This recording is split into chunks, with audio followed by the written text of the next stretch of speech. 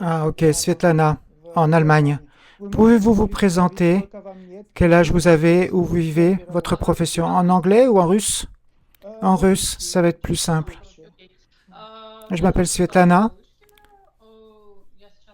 Présentement, je me trouve en Allemagne. Ça fait presque 3 ans que j'habite en Allemagne maintenant. Je viens de l'Ukraine. Les 5 années avant la guerre, je vivais à Dnipro. Et mes parents sont des Zaporogiens. Et sinon, je suis né à Melitopol, dans le sud de l'Ukraine. Mes parents vivent là-bas encore. Ah, donc avant la guerre, vous viviez à Dnipro, c'est ça? Oui.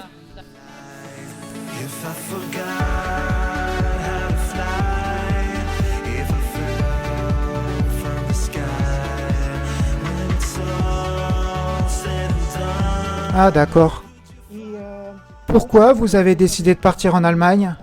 C'est à cause de la guerre? Non, c'est mon travail qui est relié à l'industrie de la mode. Je voyage dans tout le monde entier. Pourquoi l'Allemagne? Parce que j'ai 2 enfants. C'était sécuritaire. Avant, j'allais déjà en Allemagne. Je, je voyage aussi souvent aux Émirats Arabes Unis, les Émirats Arabes Unis. Donc, je change souvent de place pour le travail. En Allemagne, je suis venu parce que je savais où aller en Allemagne. J'avais déjà un travail ici. Donc, j'ai amené mes enfants ici.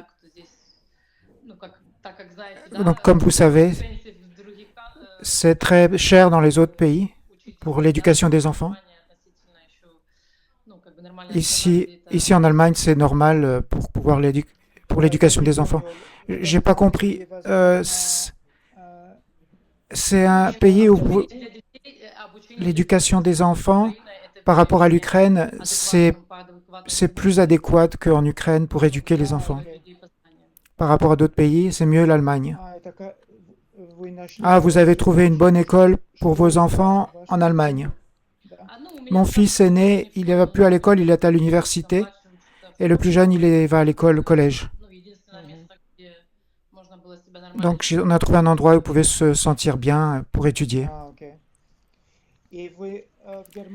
En Allemagne, vous êtes dans quelle région?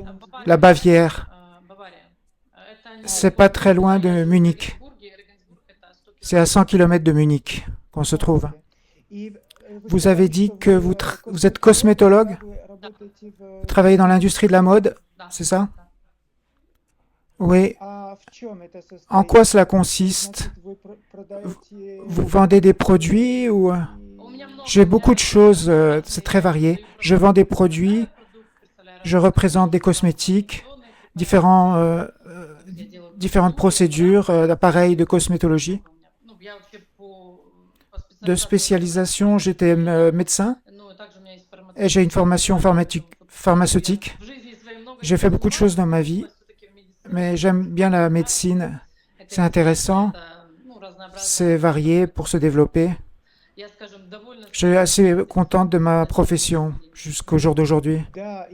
Oui, toutes les femmes qui travaillent dans le domaine de la beauté à l'étranger, elles trouvent facilement du travail. Oui, bien sûr, elles sont très demandées, en effet. Même sans la connaissance de la langue, elles trouvent du travail. Bon, sans la langue de la langue, c'est difficile parce que si vous voulez parler avec des clients pour payer les impôts, si je veux travailler jusqu'à ma pension, on peut travailler, bien sûr, mais ça doit être difficile si on ne connaît pas la langue. Après, il faut payer beaucoup d'argent pour les impôts et tout ça. Comment avez-vous trouvé notre agence? J'avais une cliente qui a travaillé dans votre agence. Elle a dit du bien de votre agence. J'ai déjà eu quelques propositions d'hommes, mais j'ai pas beaucoup aimé. Je voulais me plaindre parce que l'homme était trop âgé. Je ne regarde pas les hommes de plus de 50 ans. Pour moi, c'est pas intéressant. Quand ils commencent à m'écrire, je dis que je suis occupé. Je veux pas qu'un homme commence à me Mes collègues commencent à me dire les femmes ukrainiennes sont comme ci, sont comme ça. Moi, c'est pas intéressant du tout. Les hommes âgés. Par exemple, des hommes de 60 ans, 65 ans, ça ne m'intéresse pas. Pas du tout. Parce qu'ils m'ennuient quand ils me parlent.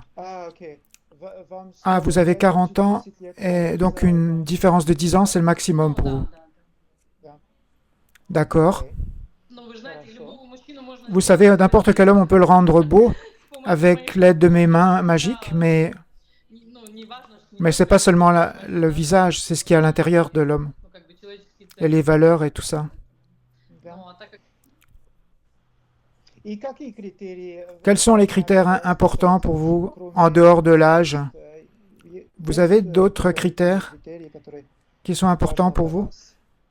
Oui, pour moi, c'est important qu'il soit éduqué, une haute éducation, mieux que spécialisée. Parce que c'est important, parce que les gens qui ont une bonne éducation, ils sont intelligents. Je ne cherche pas un homme pour les relations intimes. Il y a des hommes qui pensent que comme je suis belle, ils peuvent m'utiliser sexuellement, mais moi, c'est pas ça qui m'intéresse. Critère important, c'est qu'il soit éduqué. La présence d'enfants, pour moi, c'est pas important parce que j'ai moi aussi des enfants. C'est pas un problème. Bien entendu, c'est que l'homme ne soit pas marié. Les hommes mariés, ça ne m'intéresse pas. C'est un homme pour la vie de tous les jours, vous comprenez, avec lequel je me sentirai confortable. Quand tu communiques en tête à tête, tu comprends si c'est ton homme ou pas. De âme sœur, comme on dit. Quelqu'un avec qui on peut parler de quelque chose, qu'on puisse faire des choses ensemble. Voilà les critères principaux. Les hommes qui se promènent dans le monde et qui ne savent pas du tout pourquoi ils sont là, ça ne m'intéresse pas. Un homme qui soit occupé, qu'il ait une profession, c'est ça?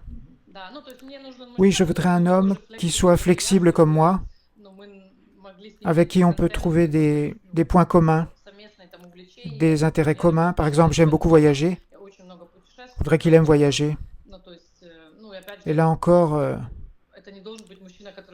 c'est pas quelqu'un qui travaille à l'usine et qui fait d'un chiffre à l'autre et qui a seulement des vacances de temps en temps. Parce que moi, je suis très occupé. Si lui aussi n'est pas disponible, ça ne va pas fonctionner. Quels sont vos hobbies et intérêts? Qu'est-ce que vous aimez faire quand vous avez du temps libre? Quand j'ai du temps libre,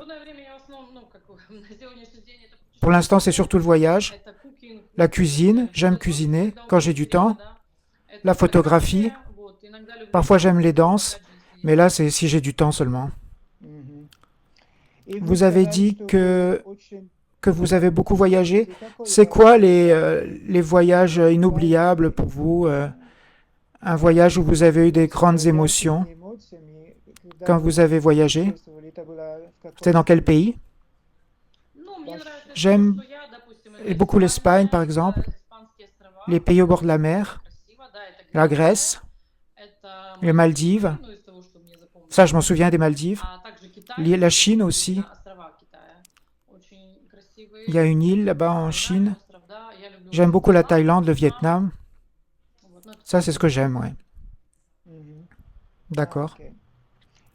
Et ici, c'est écrit que vous avez un visa canadien. Oui, j'ai un visa canadien. Je suis allé 2 fois au Canada cette année. Ah, c'est ce visa qu'ils ont donné pour les Ukrainiens à cause de la guerre. Oui, avec ce visa, je peux travailler au Canada. Oui, d'accord. Vous avez dit au départ que vous parlez très bien en anglais, c'est ça? Non, pas si bien que ça en anglais, mais j'ai un niveau A2, B1 en anglais. Mais j'ai des problèmes avec la grammatique, avec la grammaire. La grammaire, c'est difficile. Vous êtes déjà allé en France? Oui, en France. J'y suis allé plusieurs fois. À quel endroit? Dans le sud? Où est-ce que c'était? J'étais à Paris. Ensuite, je suis allé à Strasbourg. C'est l'est de la France. Je suis allé aussi dans le nord. C'était les châteaux de la Loire, à côté de Paris. Ah, les châteaux de la Loire, vous avez visité. D'accord. Très bien. Ah, vous avez écrit que vous voulez que l'homme fasse du golf, du football ou du basketball? Oui, j'aimerais ça qu'il soit occupé qu'il fasse du sport. Même tu peux faire du patin à glace, qu'il ait une condition physique sportive. Vous faites du sport, vous aussi? Oui, parfois, mais là, en ce moment, j'ai pas le temps. Des fois, j'allais à la salle de sport où je faisais du vélo. Mais j'ai un graphique très occupé. En ce moment, je ne fais plus de sport. Oui, présentement, il est très tard pour vous. Oui, il est déjà presque 11 heures. Je travaille encore, il est 11 heures du soir. D'accord, très bien, c'est assez. Voilà, vous voulez rajouter quelque chose ou c'est tout? En principe, dans mon profil, il y a tout. Mais mon profil date d'à peu près 1 an. Mais les informations n'ont pas changé. Très bien, merci. Donc je vais terminer.